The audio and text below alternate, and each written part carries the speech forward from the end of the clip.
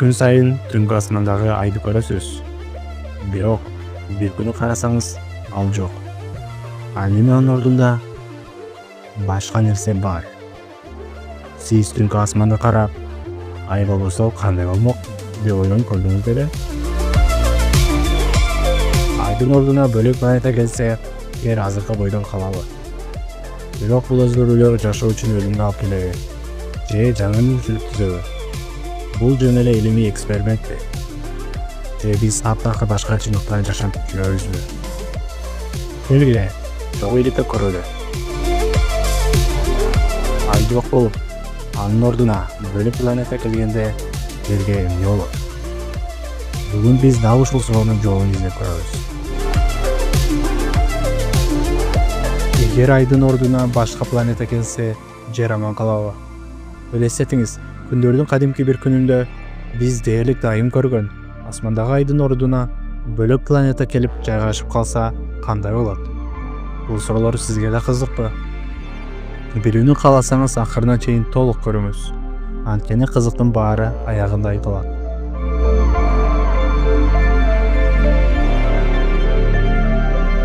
Ай жердин жападан жалгыз табигый спутниги жана анын космостогу эң жакын коңшусу. Ай жердин 1/4 бөлүгүнөн бир аз чоңураак. Бул аны күн системасындагы 5-чи эң чоң табигый спутник кылат. Ай бир нече фазадан турат. Мисалы, жаңы ай, болгон ай, жарым ай, биринчи жана акыркы. Бирок кандай гана фаза болбосун, биздин кошунабызды түн ичинде, кээде ал тургай күндүзгү асманда кандайдыр бир башка космостук объект менен чаташтыруу кыйын. Бирок түндө ойгонуп, ай демейдегиден башкача көрүнгөнүн элестетиңиз. Ол жаркыраган жана бирок жарым уйкуда өзгөрүүлөр анча байкалбайт. Сиз Меркурий айдын ордун ээледи деп шектенбей эле кайра уйкуга кетесиз. Күнгө эң жакын планета болгон Меркурийдин бети айдын пейзажын элестетет. Ал метеорит кратерлери менен чекиттелген. Меркурий жердин 5/2 бөлүгүнөн ашпайт. Бирок ал айдан бир аз чоңураак. Мына ушундан улам планета жерге көбүрөөк таасир этет. Түндөр жарык болот, шамалдар күчөйт, толкундар да күчөйт. Айдын багыты, тагыраак айтканда, Меркурийдин бардык фазаларынан өткөн мезгили 14 саатка кыскарат. Бирок жалпысынан алганда, мындай алмаштыруу биздин планетанын абалына радикалдуу таасирин тийгизбейт. Ал эми чолпон жөнүндө эмне айтууга болот? Биздин спутниктин ордун күн менен айдан кийинки 3-чү эң жаркыраган жаратылыш чолпон алсачы? Чолпон планетасын көбүнчө жердин эжеси деп аташат. Анткени алардын массасы жана өлчөмү дээрлик бирдей. Биздин асманда чолпон планетасы айдын бетинен Аполлон кемеси байкаган жердей чоң болмок. Таңкы жылдыз айга караганда алда канча жаркыратмак? Биринчиден, планета күндүн нурун 6 эсе көп чагылдырмак. Экинчиден, кеминде айдан 10 эсе көп орунду ээлемек. Мына ошондуктан жер бетиндеги түндөр күйгүмдөгүдөй жарык болуп калмак. Чолпон атмосферасы өтө калың. Ал жерге катуу басым жасап, климатты олуттуу өзгөртмөк. Асманда айдын ордун кызыл жана сары тумандуу, жаркыраган чоң ай көрүнмөк. Анын күчтүү тартылуу күчү жана гравитациялык таасири жердин айлануу ылдамдыгын өзгөртүп, сутканын узундугу башкача болмок. Чолпондун катуу ысыган атмосферасы жердин климатын ысытып, жашоого коркунуч туудурмак. Эгер Марс айдын ордуна келип калсачы? Анда Марс жерге өтө жакын келип, асманда абдан чоң көрүнмөк. Анын тартылуу күчү күчтүү болгондуктан океандардын толкундары абдан катуу болуп, айрым аймактарды суу каптамак. Марстын жука атмосферасы бар. Бирок ал жерге чоң таасир эте алмак эмес. Эң кызыгы, экөөтен күн системасынын жашоого ылайыктуу зонасында жайгашкандыктан, жер менен Марстын ортосунда заттар алмашып, жерден Марска бактериялар жетип, ал жакта жашоо пайда болушу толук мүмкүн эле. Марс жердин жарымы, бирок айдан 2 эсе чоң. Планетанын таасири астында күчтүү толкундар көтөрүлүп, алып цунамилер жээкке урунат. Марс айга караганда күн нурун көбүрөөк чагылдырмак. Түндөр өтө жарык болот. Жер бетиндеги пейзаждар коркунучтуу кызыл түскө айланат. Ал эми Марс жерге абдан жакын келгендиктен Марска саякаттоо өнүкмөк.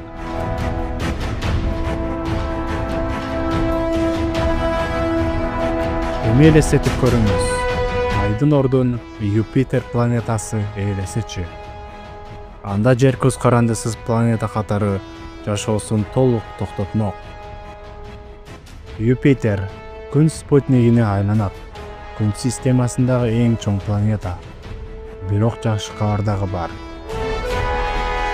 Бул учурда адамдар окмуштуудай кооздукту асмандан көрүүгө мүмкүнчүлүк алышат. Юпитер айга караганда өтө чоң көрүнөт. Жана баарыбыз билген Юпитердин коркунучтуу уюгу горизонттун бүт тарабына созулат. Эгер убактыңыз болсо, Юпитердин уюгунда калкып жүргөн сары, күрүң, кызыл жана ак булуттарга суктансаңыз болмок.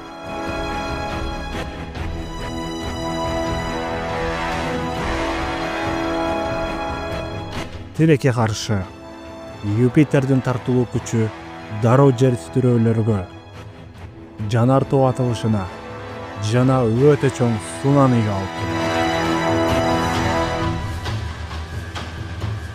Юпитердин тартылуу күчү өтө күчтүү болгондуктан биздин жер толугу менен Юпитерге карай тартыла баштайт. Жана жер бүтүндөй жарылып кетмек.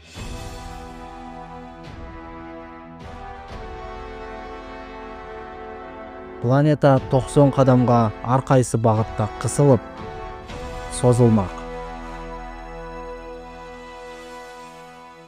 Тилекке каршы, жердин ылдамдыгы Юпитердин орбитасында калуу үчүн зарыл болгон ылдамдыктын 10% гана түзөт.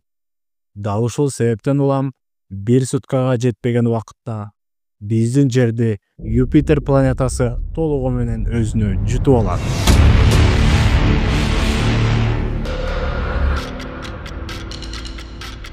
Бирок мындайдан Кудай сактасын.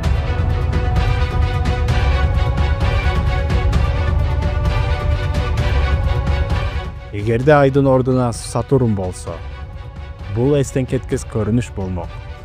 Сатурн биздин айдан 35 эсе чоң көрүнөт. Алтын шар асмандан 18 градусун ээлейт. Ал эми атактуу шакекчилер горизонттон горизонтко чейин созулмак. Сатурн биздин жерден алда канча күчтүү болгондуктан жер өзүнүн спутнигине айланмак.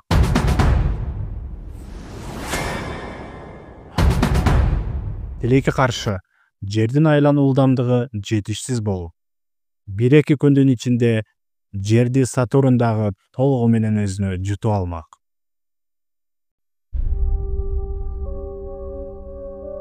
Бирок биз планетанын атмосферасына жетүү үчүн анын даамдуу шакектеринен өтүшүбүз керек. Алар кометалардын, астероидтердин жана толгон муз бөлүктөрүнөн турат. Бирок кагылышуу болбой калсачы? Жерди жута албай калсачы? Андай болсо, жер Сатурндун айы болуп калат. Сатурндун тартылуу күчү бүткүл жер шарында күчтүү тектоникалык жылыштарга алып келет. Жер толугу менен талкаланып, акыры андан эч нерсе калмаган эмес.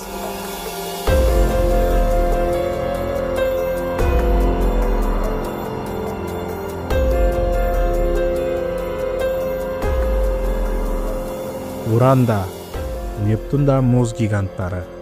Алар болжол менен бирдей өлчөмдө. Жерден чоң. Бирок Сатурн менен Юпитерден кичине. Эки планета тең муз менен капталган жана кооз жашыл боз түскө ээ. Алардын бири айды алмаштырса, анын кесепети ушундай болмок.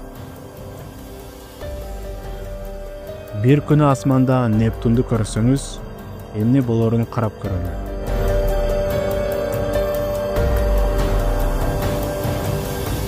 Нептун айдан 14 эсе чоң болуп көрүнөт. Планета чоң ачык көк шарга окшош болмок. Ал түнкүсүн гана эмес, күндүзү да көк болуп көрүнүп турмак. Сиз Нептунду көрүп, бул күндөн 15 эсе чоң деп ойлойсуз. Жана күндүн тутулушун үзгүлтүксүз көрмөксүз. Күн Нептундун артында жок болгондон кийин биздин планета 1,5 сааттан ашык караңгылыкка чөгүп кетмек. Нептундун массасы Жердикинен 17 эсе чоң. Ал эми анын тартылуу күчү алда канча күчтүү. Демек, биздин Жер кайрадан спутник болуп калмак. Ооба, кайрадан. Ал эми Нептундун айланасында анын эң чоң жандоочусу Тритондон бир аз алысыраак аралыкта айланат. Айтмакчы, бул учурда Жер акырында бул космостук объект менен кагылышып кетүү коркунучу бар. Бирок, келгиле биз бактылуу болуп, Нептундун спутниктерине жолуккан жокпуз деп ойлоп коелу.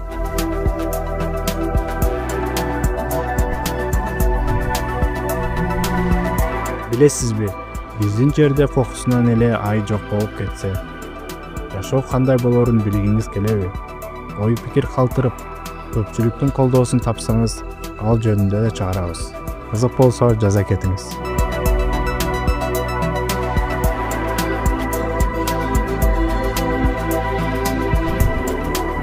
Ал эми Плутон Айдын ордуна келсе, Плутон бул чакан муз планета. Ал Айдан бир топ кичинекей болгондуктан Жерге чоң таасир эте албайт эле. Бирок асманда кичинекей, муздак, озонтук дене көрүнмөк. Жердин толкундары жана климатында чоң өзгөрүүлөр болбойт. Бирок түнкү асман азыраак жарык болмок. Эгер Айдын ордуна чоңураак планеталар келсе, Жерде апааттар башталмак. Климат өзгөрмөк, океандар ашып ташып, Жердин айланышы жана жыл мезгилдери башкача болмок. Демек, эң коопсуз тандоо бул Айдын өзү. Ал Жерди стабилдүү кармап, толкундарды жөнгө салып, жашоого ылайыктуу шарт түзүп турат. Айсыз Жер таптакыр башка планета болуп калмак. Демек, Ай жок болсо, Жерде жашоо токтойт десек болобу? Эгер бул тууралуу толугураак билгиңиз келсе, ой пикир калтырып жаза кетиңиз. Кийинки чыгарылыштардан жообун чыгарабыз. Көрүшкөнчө, ассаламу алейкум.